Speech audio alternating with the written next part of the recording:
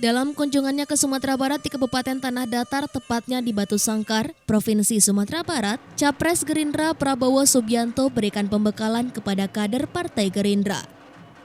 Dalam pembekalan tersebut, Prabowo menekankan kepada kader partai untuk setia dan loyal terhadap partai. Prabowo juga sempat menyindir kader partai yang hanya menumpang berlayar saja.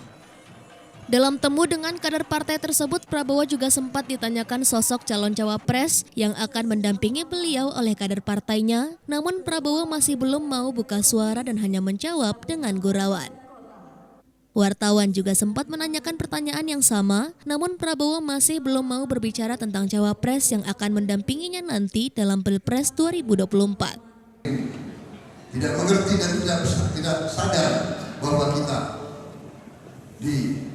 adu domba, dipermainkan.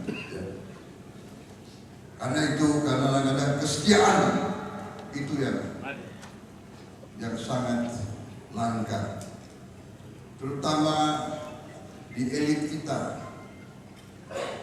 Yang saya alami, pengalaman saya. Sementara itu, Ketua DPD Gerindra Sumatera Barat yang juga anggota DPR RI Andre Rosiade menanggapi pertemuan antara Ketua Umum Partai Golkar Airlangga Hartarto dan Dewan Pembina Partai Demokrat Susilo Bambang Yudhoyono. Gerindra menanggapi dengan santai dan mengemukakan kalau Koalisi Kebangkitan Indonesia Raya masih tetap solid. Gerindra Sumatera Barat sendiri sangat optimis perolehan suara di Sumatera Barat pada tahun 2024 mendatang.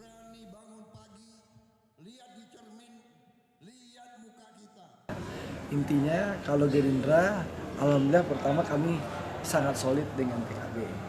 Kami bersyukur bahwa Koalisi Kebangkitan Indonesia Raya, Gerindra dan PKB sangat solid. Yang kedua tentu komunikasi politik antara Partai Kebangkitan Bangsa dan Gerindra dengan partai-partai yang lain terus akan kita lakukan.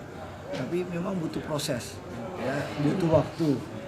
Ya, tunggu saja tanggal mainnya, insya Allah koalisi ini akan bertambah kekuatan. Ya Pak, gimana Pak? Wakil Presiden seperti apa kriteria orang yang akan dipilih Pak?